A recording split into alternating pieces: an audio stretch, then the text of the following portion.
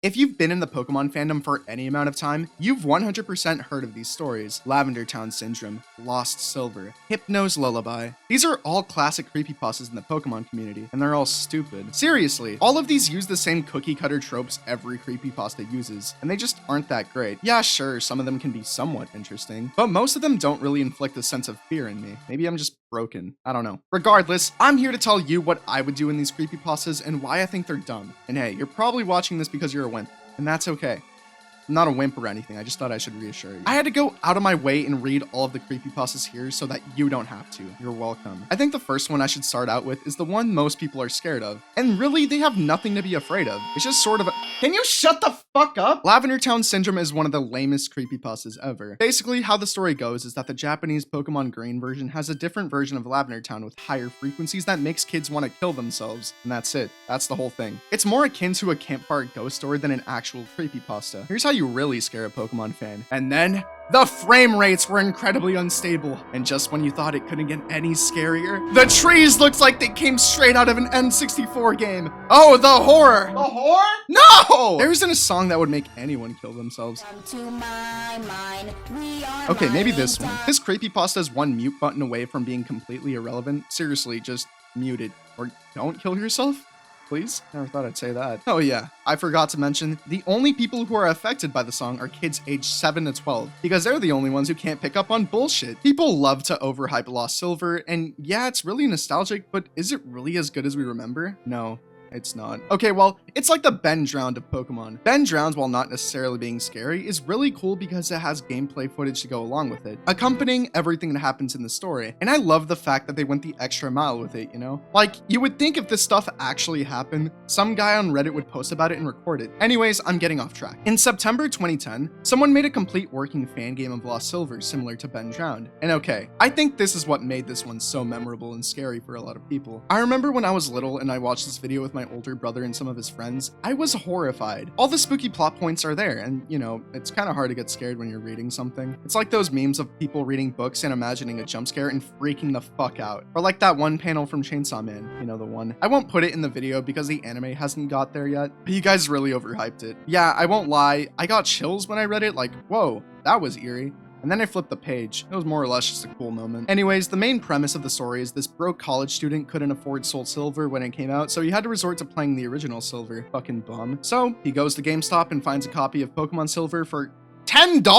That's the most unrealistic part of the story. You'd never be able to find a Pokemon game that cheap anywhere. They're all like $80 and above. It's borderline robbery. But yeah, he takes the copy home and finds a bunch of creepy things on the cartridge. Things like unknown spelling things, limbless spreads of gold, scary music, a sad crying Pikachu, and a mutilated Celebi. At least there was no mention of hyper-realistic blood. At the end, he has a battle with Red. Red kicks his ass and he ends up back at his house. But his sprite is transparent like a ghost, and he's finally left with the words, "Goodbye forever." Yeah, Gold is a ghost apparently in this game. He sort of just chalks it up to some hacker being a sadistic little bastard and moves on after that, which is good because if the haunted stuff started happening outside of the game, the creepypasta would start to sound pretty goofy. Something a lot of people say they would do in a situation like this is just turn the game off, but I'd have the same morbid curiosity as the author to keep looking around. The story is decent enough, and it's kind of cool that you have to piece things together to make any sense of it, but at the same time, I still don't really know what the hell's going on. It doesn't take itself too seriously, you know? It's like, hey guys, I found this scary game, I played it, and then I went to Denny's after. The author did explain what the main premise of the story is though, thankfully. Basically, they go on to say, the last room was a big grave surrounded by other graves. Gold has already been dead. He died presumably a few years after he defeated Red. He was a young trainer who, despite his efforts in collecting so many badges and attempts at becoming a Pokemon master, was still unable to avoid the inevitable fate of death, and his efforts were eventually forgotten by the next generation. It's pretty grim, and yeah, there's a lot of truth to it, like, damn, one day I'm gonna die, and nobody's gonna remember me. Well, they will now. I'm being immortalized on YouTube, so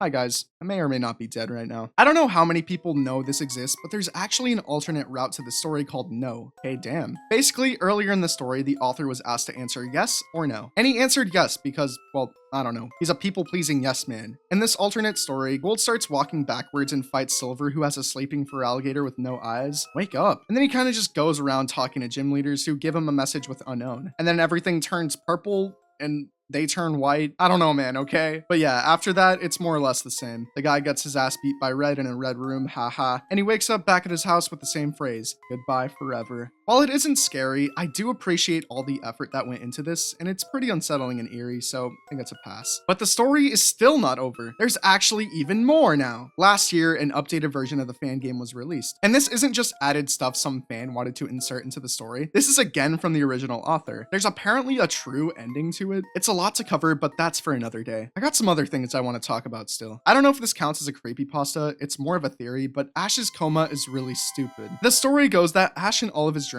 never actually happened, and that he was just taking a snooze the whole time. When he got attacked by all those Spearows, he was knocked into a coma, and apparently that's the reason he never ages. His companions being parts of his subconscious, like Rock being lust or something and Misty being rage. I don't know, the whole thing is just really dumb. It's the equivalent of being 9, writing a story and ending it with, "and then I woke up," and thinking you're the next fucking Shakespeare. It did feel really cool though. Pokemon Black is a perfect example of how bland creepypastas can be. No, not that Pokemon Black. This one. It's the same trope. This guy found a bootleg copy of Pokemon, but oh no, scary things start happening. And the cartridge is all black.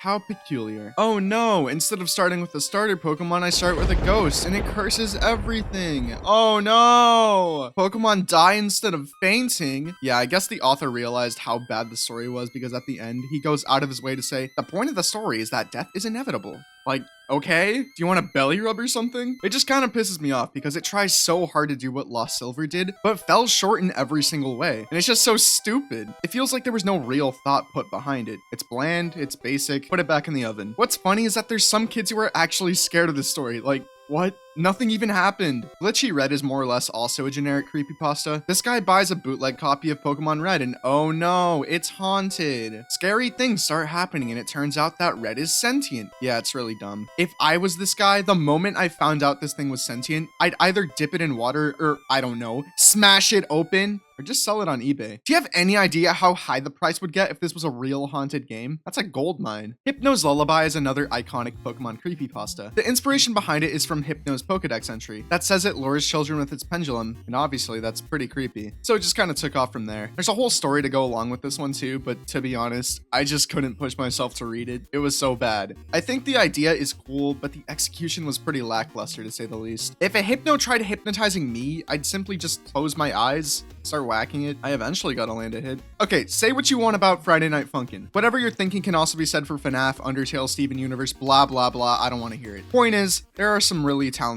people in the community, and I don't really feel like making a whole dedicated video to this mod, but yeah, someone made a Hypno's Lullaby mod, and I think the songs are pretty nice, and so are the sprites, and it got canceled.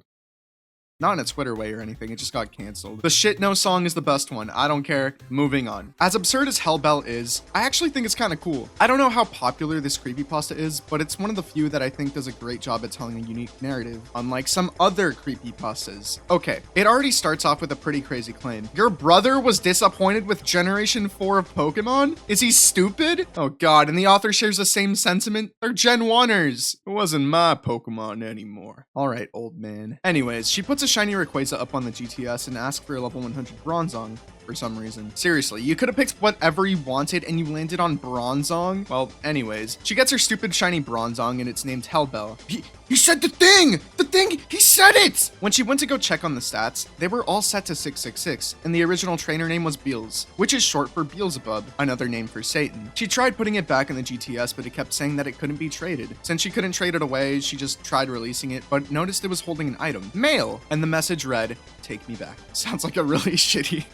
It sounds like some ex-boyfriend trying to get back with them. Okay, well, she tried releasing it, but couldn't. Checking the mail again, it said Lost Tower. It wanted to go back to where it was caught. She saw some old guy on the way there, and he just told her to ring the bell, really aggressively. When she got closer to the tower, she heard a bell ring, and after about 4 rings, one of the tombstones cracked. She fell down where it had cracked, and ended up in a really unholy, scary-looking place. And the deeper she went, the more magma and lava she found. At the end of the path, she saw a man with a suit, and she ended up returning Hellbell to him. He thanked her and asked for her name so he could properly thank the player. The author thought that this was strange because the game should go with whatever name they chose in the beginning of the game. She started writing her brother's character's name, Dust. She drew the letter D with black ink, but was quickly stopped by the man. He said, no, your real name, please. I can't thank you with a false name, you know. Her heart sank when she read this, but she started writing her real name anyway. But the ink was now bright red instead of black. Once she was done writing, the man asked, "Good. Now blow, please. We don't want the ink to smudge. She blew into the mic and the ink turned from bright red to dark red. The man spoke again, this time saying, "Thank you, miss. You'll be happy to know that you now belong to me." The bell rung twice and the male player sprite turned into a female one with brown hair and black clothes just like the author. Then, Hellbell used imprisonment. After that, the DS battery died and the author was horrified. After this whole experience, they mostly just feel traumatized, and that's the end of the story. This one is really cool. It's a different premise from other cookie cutter creepypastas, and it has a nice little twist and build up. Of course, I can't really do it justice. I more or less just summarized it and made jokes along the way, but the actual story is nice. Maybe next Halloween I'll read a few or something. I don't know. Anyways, that's all I've got for now. Get ready for the end of the month because I have something big planned. Subscribe, like the video, join the Discord, follow my socials. Never go to a GameStop. Bye, everyone.